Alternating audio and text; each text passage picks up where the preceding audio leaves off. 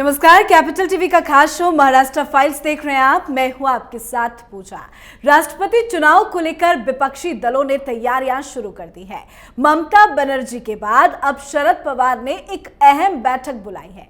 हालांकि राष्ट्रपति पद के उम्मीदवारी को लेकर शरद पवार ने पहले ही साफ साफ मना कर दिया है, पर विपक्ष को एकजुट करने में पूरी कोशिश में लगे हैं, क्योंकि राष्ट्रपति चुनाव तो बहाना है, पूरा मकसद 2024 मिशन पर निशाना लगाना है।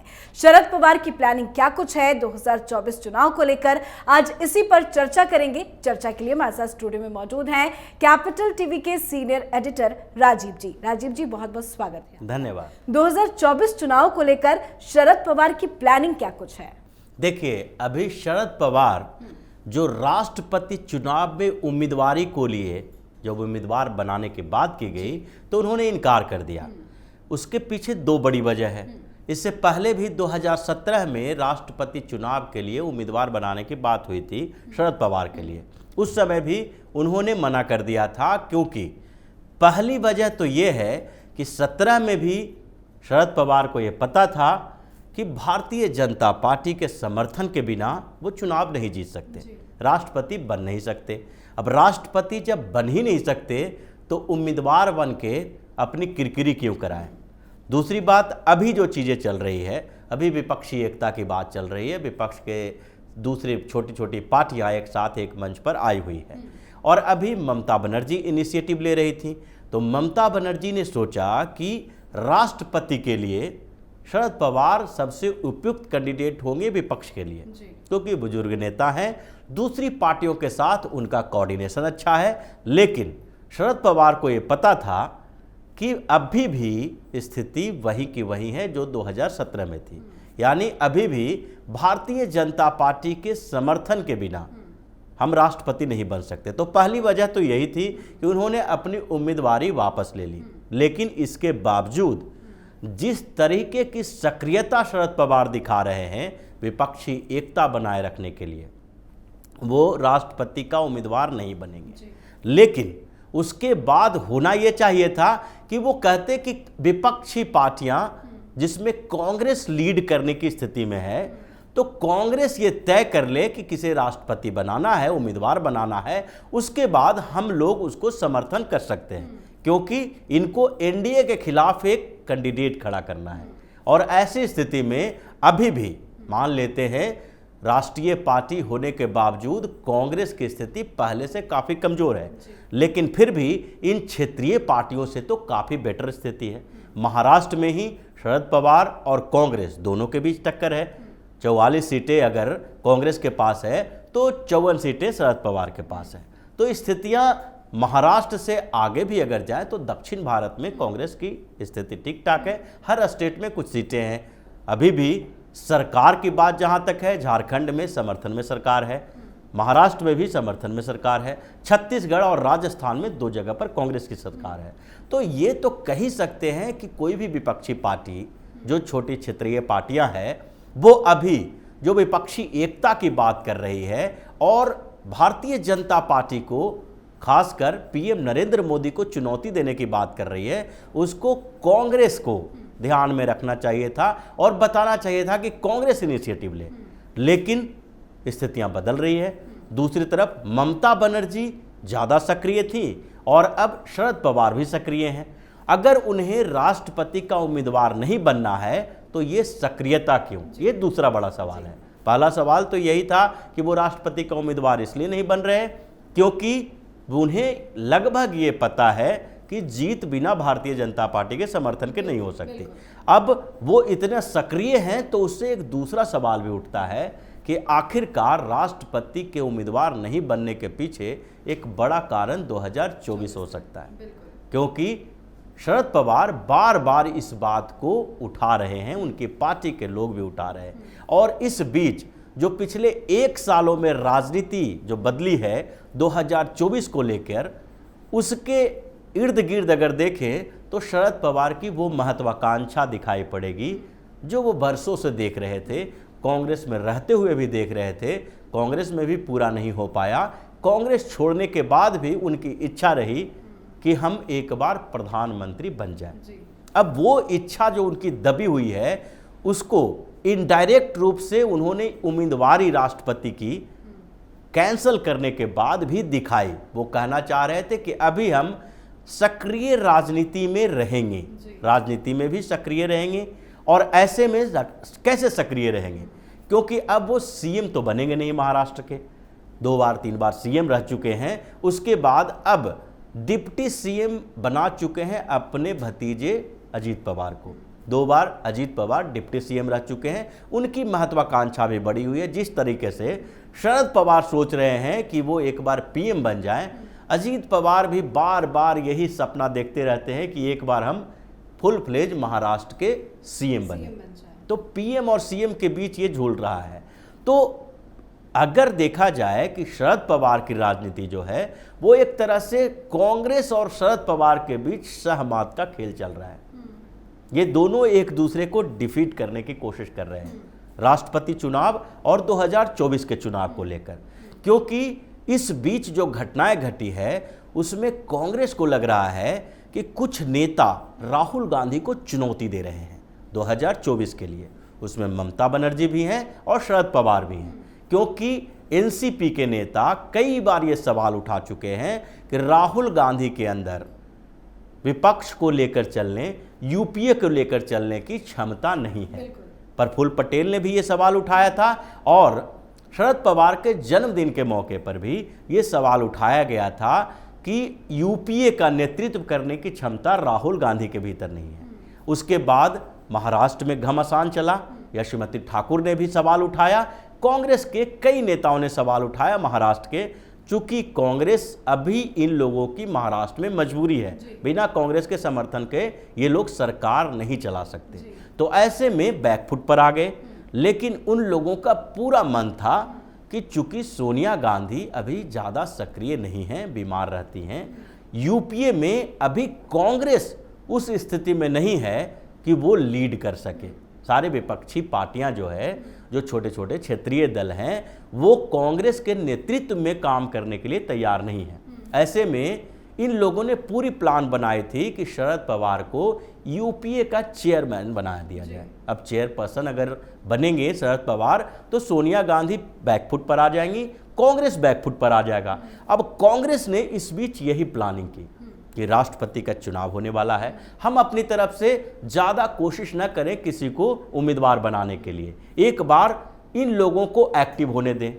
अब जो पहले बात हो रही थी कि शाह मात के खेल की बात कर रहे हैं, तो शरद पवार पहले मात देने की कोशिश की कांग्रेस को। वो चाह रहे थे कि यूपीए पर पहले कब्जा कर लिया जाए, उसके बाद दूसरी पार्टियों के साथ संपर्क बनाया जाएगा, कोऑर्डिनेशन की भूमिका निभाएंगे शरद पवार, और कोऑर्डिनेटर बनने के बाद 2024 में अगर प्रधानमंत्री नहीं भी बन पाए तो कम से कम प्रधानमंत्री के उम्मीदवार विपक्ष के तरफ से बन जाए, उनके चेहरे पर एक बार तो पूरे देश में चुनाव लड़ा जाए, ये उम्मीद उनकी थी। लेकिन कांग्रेस ने वही पासा पलटा और राष्ट्रपति चुनाव की जब बात आई, उम्मीदवार बनाने की बात आई, तो उन्होंने शरद पवार के पर ठिकरा फोड़ दिया। ममता बनर्जी ने प्रपोजल रखा, क्योंकि ममता बनर्जी की महत्वाकांक्षा भी 2024 को लेकर यही है, पीएम बनना चाहते। वो भी चाहते हैं कि हम एक बार पीएम के दावेदार बन जाएं और फिर आगे की स्थितियां, क्योंकि ममता बनर्जी का राजनीतिक करियर अभी थोड़ा बड़ा है, शरद पवार से ज़्यादा है, तो वो एक बार अगर उनके नेतृत्व में अगर चुनाव लड़ा जाए तो ममता बनर्जी फिर चाहेंगी कि आगे 10 साल 8 साल बाद भी वो सक्रिय रहेंगी, तो वो केंद्र की राजनीति कर सकती हैं। अब इन दोनों ने मात देने की कोशिश की शरद पवार को। शरद पवार चालाक आदमी हैं, चालाक राजनीतिज्ञ हैं, इसलिए महाराष्ट्र में भी आप उनके कैरियर को देखेंगे तो पता चलेगा। आपने शुरुआत की पार्टी की, फिर कांग्रेस के साथ जुड़ गए, फिर कांग्रेस के साथ जुड़ने के बाद कुछ समय तक रहे, फिर 99 में अपनी पार्टी एनसीपी बना ली। यानी कि वो सबसे बड़े अपॉर्चुनिस्ट नेता माने जाते हैं, जहाँ उनके अवसर मिलेगा वहाँ वो जुड़ जाएंगे। उस बीच कांग्रेस से भी उनका तानातानी चल रहा था, कांग्रेस के साथ भी गठबंधन नहीं हो पाया चुनाव में, तो भारतीय जनता पार्टी के साथ भी नज़दीकी दिखाते हैं। दूसरी तरफ जब वहाँ ज़रूरत पड़ी महाराष्ट्र में, तो कांग्रेस और शिवसेना को साथ लेकर भारतीय जनता पार्टी को सत्ता से दूर कर दिया। तो ये सबसे बड़े अपॉर्चुनिस्ट नेता माने जाते हैं। अब इसी के कारण शरद पवार ने सोचा कि ये लोग तो हमारी राजनीति को खत्म करने की कोशिश कर रहे हैं, राष्ट्रपति का चुनाव लड़ लो, उसके बाद पर प्रधानमंत्री का चुनाव लड़ने के लिए आपका जो भी आधार रहेगा खत्म हो जाएगा। तो इसलिए उन्होंने सबसे पहले ये मान लिया हम भाई चुनाव नहीं लड़ेंगे, उम्मीदवार नहीं बनेंगे। अब उसके बाद वो 2024 के लिए सारी विपक्षी पार्टियों को एक करने की कोशिश। जी, ये आपने बहुत अच्छे से समझाया कि कहीं ना कहीं ममता बनर्जी की तरह ही शरद पवार भी पीएम बनने का सपना देख रहे हैं। लेकिन एक मेरा आखिरी सवाल आपसे ये है, जो विपक्ष को एकजुट करने की कोशिश शरद पवार कर रहे हैं, क्या वो उसमें कामयाब हो पाएंगे?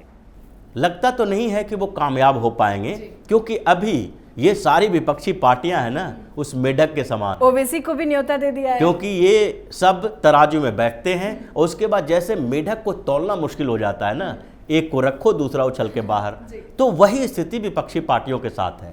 लेकिन यहाँ मुख्य जो सबसे बड़ा सवाल उठ रहा है, इसी पर उठ रहा है कि शरद पवार जो काम कर रहे हैं और कांग्रेस उनके साथ काम कर रही है, ये दोनों के बीच जो शह मात का खेल चल रहा है। अभी फिर शरद पवार चाह रहे हैं कांग्रेस को मात देने की कोशिश करेंगे, लेकिन कांग्रेस उनकी चाल को समझ रही है। अब कांग्रेस भी मुखर होने वाली है। कांग्रेस के महाराष्ट्र के नेता बार बार ये सवाल उठा रहे हैं कि शरद पवार कांग्रेस को निगल जाएंगे।